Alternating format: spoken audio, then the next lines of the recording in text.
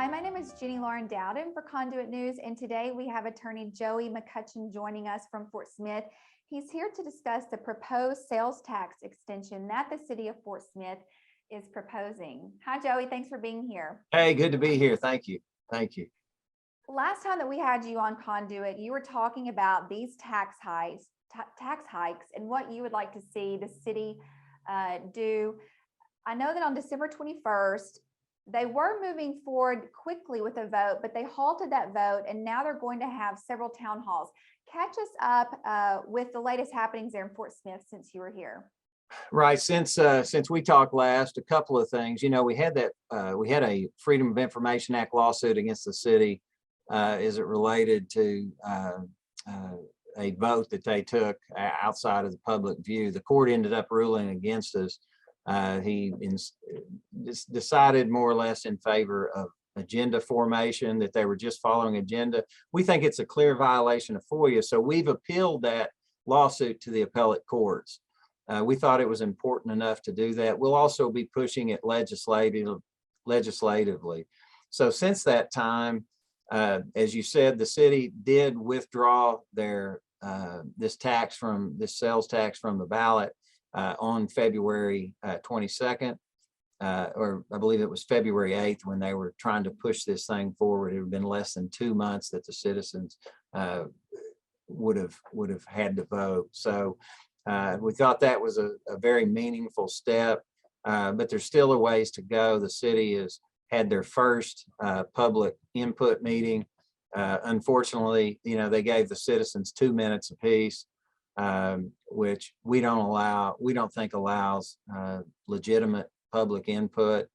I'm going to propose to the city that we have a discussion with 2 people who want less number of years on the tax, and versus maybe someone from the city, a city board of director, or someone else in the community who may be for the number of years that they're proposing.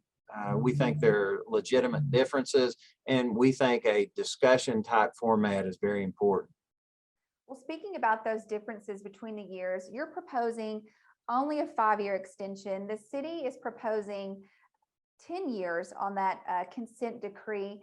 Talk to us about the difference in those two propositions. Yeah, actually, we don't know what the city's proposing yet, honestly. Now, they kind of speak in vague terms at the last meeting, but we know what they put before the voters before they withdrew it. And actually, that was 20 years, 20 years of a park/fire tax, and then 10 years on police/consent decree tax.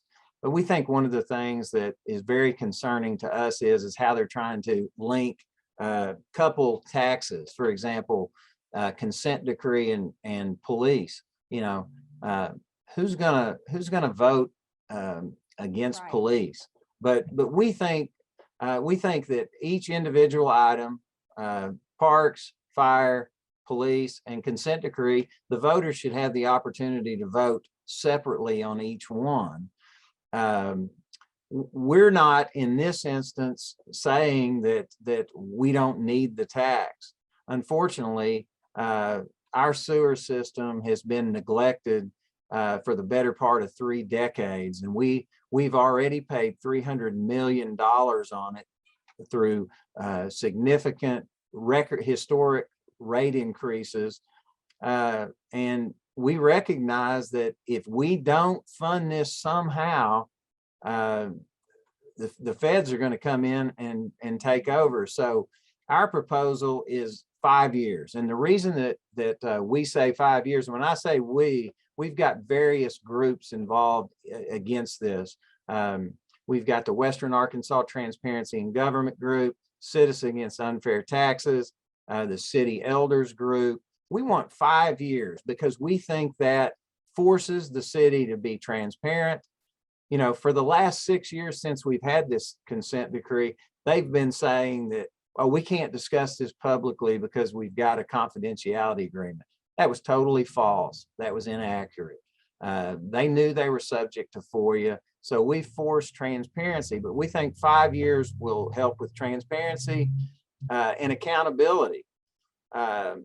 Because if they know in 5 years they're going to have to come to the citizens and for another vote to approve, particularly the consent decree, then they're going to be transparent. They're going to spend our money wisely and they're going to account for it.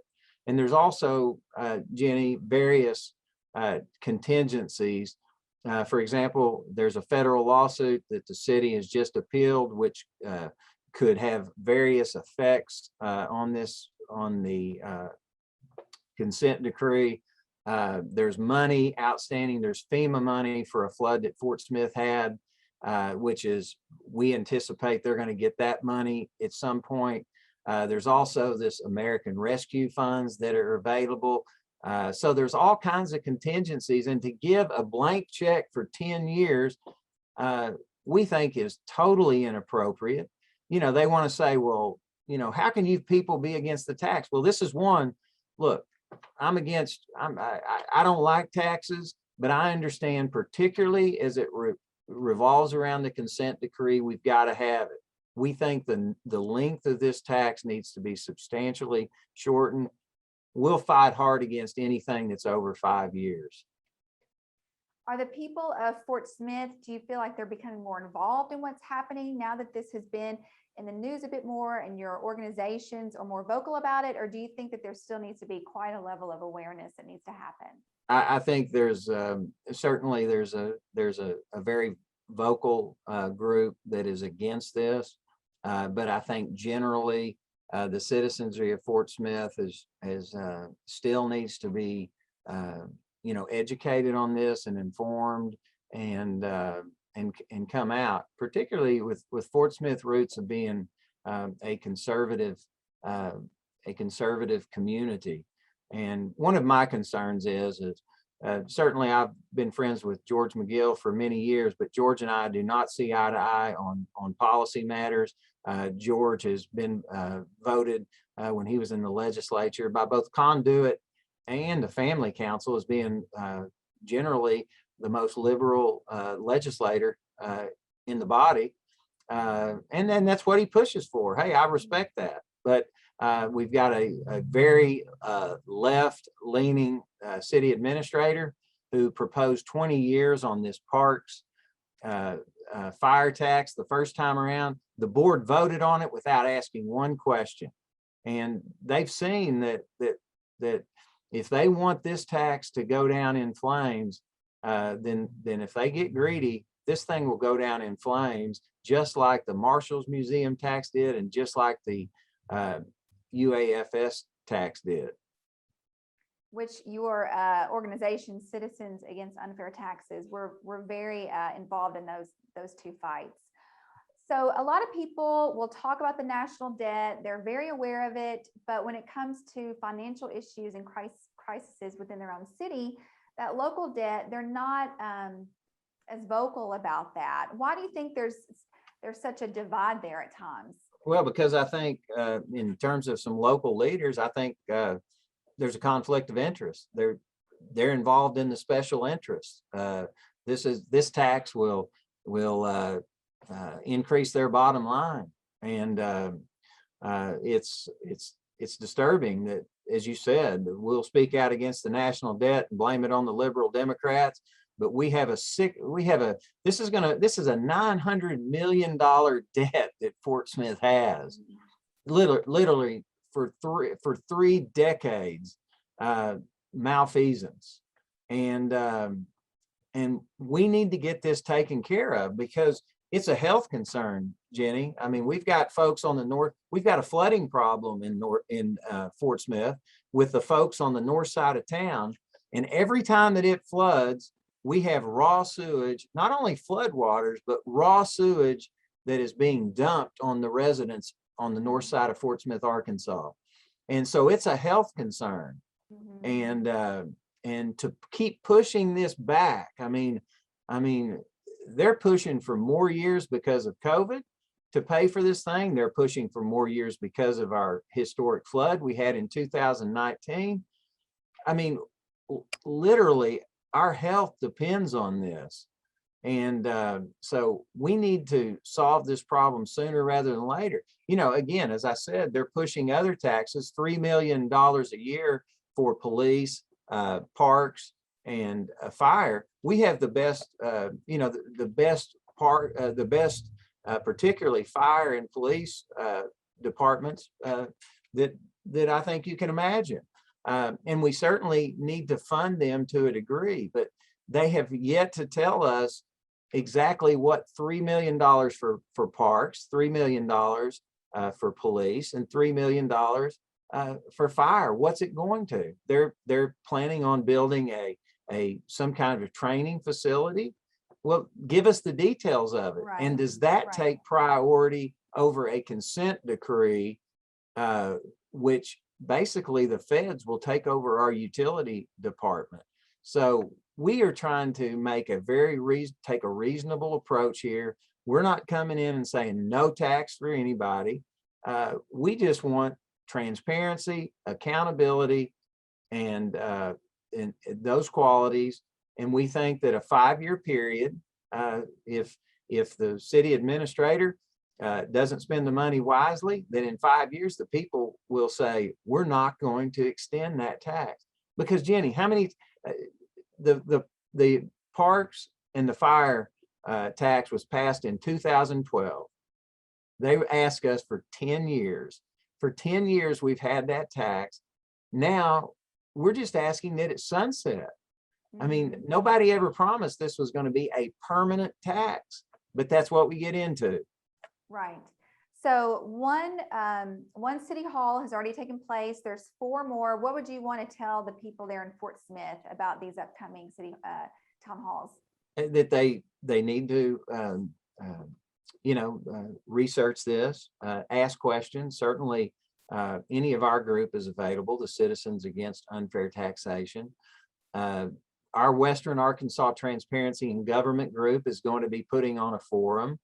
We're not going to limit debate. We're going to answer all questions. We're going to give people as much time as they want to talk about it. But people need to come to that forum. We're going to be setting a date here very quickly, but people need to get up to speed, and they don't need to buy into misinformation. You know, the misinformation being, oh, this is just the againers. They're against everything. No, we're not against everything. Right. We think that we have got to have money for this consent decree.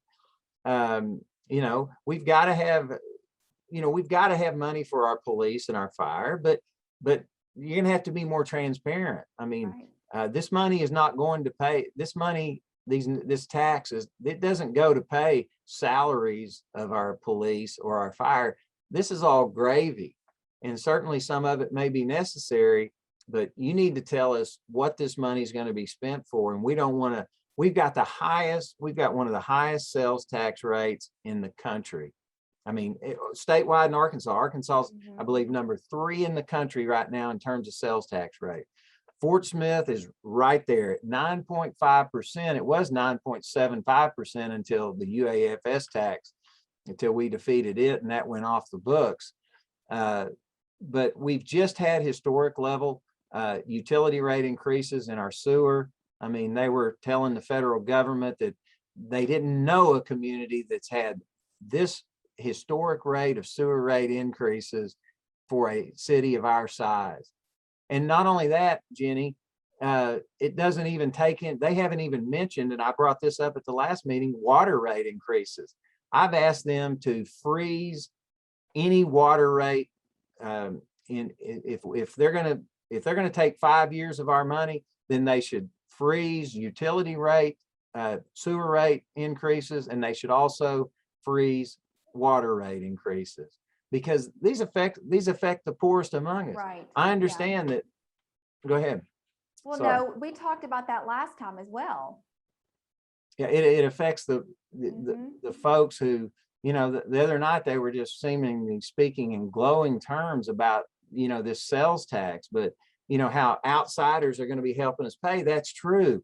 But it also affects the single mom who wants to take her child out to get a Chick-fil-A. It affects people who are buying goods. I mean, this is a regressive tax. No matter how it's spun, this is a regressive tax. This is an opportunity for us to start reining these taxes in. You know, again, we've proposed 5 years for the police, 5 years for parks, and 5 years for fire. And we think that is very generous. We've had problems with our parks. For example, the Parks Department runs Oak Cemetery. We've had an Oak Cemetery who the infrastructure is terrible. It's grown up. You've got monuments that are falling over, and it's been a concern over the last several years. And where is this money going? I mean, we passed this tax 10 years ago. Right. Let's have some accountability. Well, thank you, Joey, for updating us on what's happening in Fort Smith, and we look forward to having you back on to talk about this. Thanks so much. I'm glad to be on.